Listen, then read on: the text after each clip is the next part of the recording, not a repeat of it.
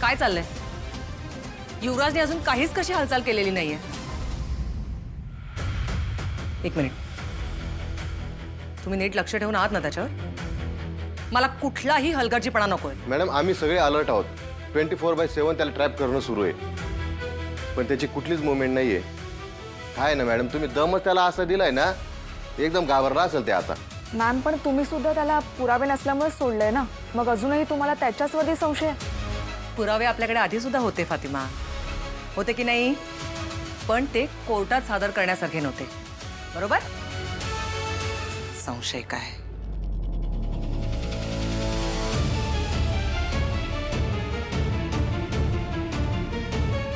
कुठे आहेत केदार आणि तारिणी? मॅम घरी असतील. मग फोन का नाही उचलत आहेत? मॅम हां मॅम बोला ना. कुठे आहात तुम्ही? मॅम आम्ही घरी होतो. मला तुम्ही दोघेही लवकरात लवकर इथे हवे आहात. It's urgent. ऑफिसर तारिणी. हो हो आम्ही लगेच निघतो. हां ओके मॅम. काय झालं? जे मॅमचा फोन होता, त्यांनी आपल्याला अर्जंटली डेनवर बोलवलंय. असं अचानक? आपल्या घरात काय चाललंय याबद्दलची माहिती हवी असेल त्यांना. आपण त्यांना सांगूया की युवराजचा कॉल ट्रेस झालाय आणि एक अननोन व्यक्ती पुढून बोलतीये, आणि ही तीच व्यक्ती असावी जिचा उल्लेख गुलाबने केला होता. आणि ती व्यक्ती आपल्याच आजूबाजूला. हो, म्हणजे त्यांना सांगायला हवं ना? नाही. का? तुझा अजूनही विश्वास नाहीये का त्यांच्यावर? विश्वास नाहीये अशातली गोष्ट नाहीये केडी, पण मला त्यांच्याबद्दल जी प्रश्न पडलेत ना, त्याची उत्तरं मला अजून नाही मिळाली आहेत. प्रश्न? जर युवराजला त्यांनी पुरावे नाहीयेत म्हणून सोडलं, तर त्यांनी युवराजला पकडलंच का होतं? 7 दिवस युवराज त्यांच्या कस्टडीमध्ये होता आणि त्यांनी युवराजकडनं काहीच माहिती नाही मिळवली. असं कसं शक्य आहे? युवराज काही सराईत गुन्हेगार नाहीये, आणि युवराजला सोडल्यानंतर त्यांचं जे काही वागणं आहे ना, ते मला पटत नाही. प्रोटोकॉलचं काय मग? प्रोटोकॉल पाळूयात ना, पण अर्धवट माहिती देणं हे सुद्धा प्रोटोकॉल पाळणं नाहीये. पण त्यांना कुठून तरी कळलं, मग आपण त्यांना काय उत्तर देणार आहोत? ते मला आत्ता नाही माहिती, पण त्यावेळेसची जी काही परिस्थिती असेल ना, ती परिस्थिती खरी खरी त्यांना सांगून टाकायची. त्या जशा आपल्याला सरप्राइजेस देतात ना, तसं आपण वागायचं नाही. म्हणजे तुला म्हणायचं की त्यांनी आता आपल्याला फोन करून बोलवलंय ते? हो. तिथे गेल्यानंतर काही ना काहीतरी सरप्राईज असणारच आहे आपल्यासाठी. त्यामुळे निघूयात, चल.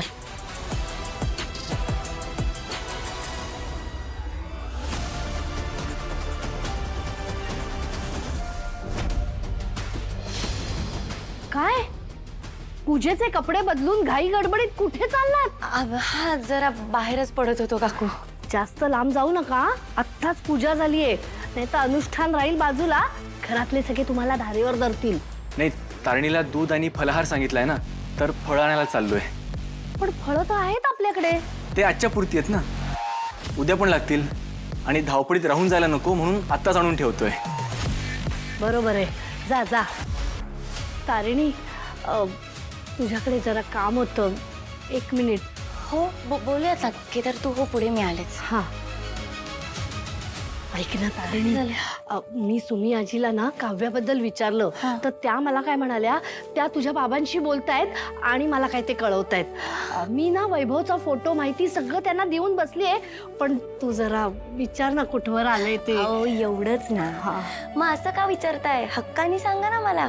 काळजी करू नका, मी बोलते तिच्याशी, आणि जे काही होईल ना ते छानच होईल. तू आहेस म्हटल्यावर मला काळजीच नाही. माझी गोड गोड सुनती, माझ्या गोड गोड सासूबाई. मगाशी सुद्धा केवढा अनर्थ होणार होता, ते श्रीफल वगैरे पडलं, पण तू सांभाळून घेतलंस. तसंच हे काव्य आणि वैभवचं पण तू नीट मार्गी लावशील, मला खात्री आहे. युवी, हा येऊ दे ना, ईशा येते ना. जरा थांब बाळा, जरा थांब. ईशा ये पटकन ये. हा नाही, थांब ना. आयडिया. निशी माझं बाळ, अगं माझं बाळ, ते बोल काय शिस्तय काय तुझ्या डोक्यात? माझी आयडिया ऐकायला तू इतका एक्साइटेड आहेस? नाही, एक्साइटमेंट नाही, याला हे म्हणतात क्युरिओसिटी. मला ना जाणून घ्यायला आवडेल की ह्यावेळी मी कसा तोंडावर पडणार. आज एकदम नॉस्टॅल्जिक फील होतं. तुझ्या आयडियाज म्हणजे मला एकदम तू बोल ना, काय आयडिया काय? बोल. बघ, असा विश्वास ठेवणारा पार्टनर हवा.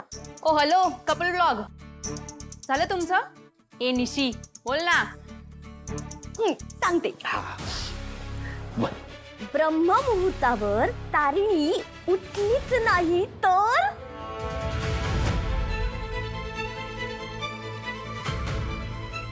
झोपेच्या गोळ्या. क्या बात, मी तुला काय म्हटलं होतं, पूर्ण जगात एकच पीस आहे माझ्या वाट्याला. क्या बात आहे, काय मस्त आयडिया, झोपेच्या गोळ्या. वा, तारिणीला असं पटकन बोलवायचं, ए तारिणी इकडे इकडे इकडे, तुला गंमत दाखवते. तिला सांगायचं आ कर आ, आणि अशा झोपेच्या गोळ्या तिच्या तोंडात कोंबायच्या.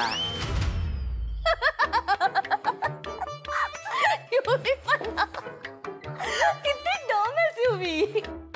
आता तारिणी समोरून स्वतः येईल आणि मी तिला गोळ्या देईन आणि ती स्वतःहून खाऊन घेईल. असं का करेल? माझ्याकडे एक स्मार्ट आयडिया आहे ना. सांगते. तारिणी अशी शांत झोपलेली असणार. मी हळूच तिच्या जवळ जाणार, एक रुमाल घेणार आणि त्याच्यावर कॉर्नफ्लॉवर टाकणार. कॉर्नफ्लॉवर? हा, अगं ते नाही का, असं बेशुद्ध करण्यासाठी ते औषध टाकतात रुमालावर. क्लोरोफॉर्म म्हणतात त्याला निशी. ठीक. हा बोल बोल, काय त्याचं काय. ते मी रुमालाला लावणार आणि मग तो रुमाल तारिणीच्या नाकावर आणि तारिणी बेशुद्ध. क्या बात है, वाह. ईशा इकडे इकडे, आता यापुढे आपलं काम सुरू होणार आहे अगं. अरे आता ती बेशुद्ध झाली ना, मग आपण एक व्हॅन घेऊन यायची किडनॅपिंग साठी तारिणीला, बरोबर. ती व्हॅन घराच्या बाहेर लावायची, तारिणीला उचलायचं, व्हॅन मध्ये भरायचं, तारिणी किडनॅप. बेलसरांना फोन करायचा, हॅलो आम्हाला खंडणी हवी आहे, बरोबर आहे. एक्झॅक्टली युवी. अरे तू बेलसरेंकडे खंडणी मागणार? बेलसरे देणार? अरे आदल्या दिवशी उरलेल्या पोळ्या तुम्ही दुसऱ्या दिवशी सकाळी नाश्त्याला फोडणीला टाकून खाता, तुम्ही देणार? खांडेकरांना खंडणी तुम्ही देणार? युवी प्लीज, तुला नाही आवडली आयडिया तर नाही आवडली असं सांग. आमच्या फोडणीच्या पोळ्या करायची काहीच गरज नाहीये. आणि बाय द वे, दुसऱ्या दिवशी सकाळी आम्ही फोडणीच्या पोळ्या नाही, फोडणीचा भात खातो. हिला समजाव नाही तर माझ्या हातून असं काहीतरी घडेल ना की मी परत जेलमध्ये जाईन, आणि यावेळी मला आनंद होईल जेलमध्ये झाली. हिला प्लीज. काम डाऊन. काय करतोयस? ओके, मी शांतपणे समजावतो. हा. मी शांत. हे जे डोकं आहे ना, ते आपल्याला आहेरात नाही मिळत, कळलं का. हे जन्मापासून असतं, ते वापरायचं असतं. तू वापरत नाहीयेस, आणि जर खूप दिवस तू ते वापरलं नाहीस ना तर काय होईल माहितीये का. काय होईल? गंज लागेल. हा, आणि मानेवरून ना ते एक दिवस असं येईल, खाली पडेल, मग जगाला दिसेल बिंडोकनीची. युवी निशी, स्टॉप इट. हे बघ युवी, निशी बोलतेय त्यातलं एक मला पटतंय. बघ बघ, तारिणीच्या या पूजेत खंड तर पडायला हवा, म्हणजे कौशिकी समोर तारिणीच्या इमेजचा फियास्को व्हायला हवा. एक्झॅक्टली तेच तर म्हणतेय मी. आजीला खूप विश्वास आहे ना तिच्या तारिणीवर. माझ्या तारिणीमुळे घरावर संकट येणार नाही, एक्सेट्रा एक्सेट्रा. मला तिचा हाच विश्वास खोटा ठरवायचा. एकंदर काय तर पूजेत खंड पाडायचा.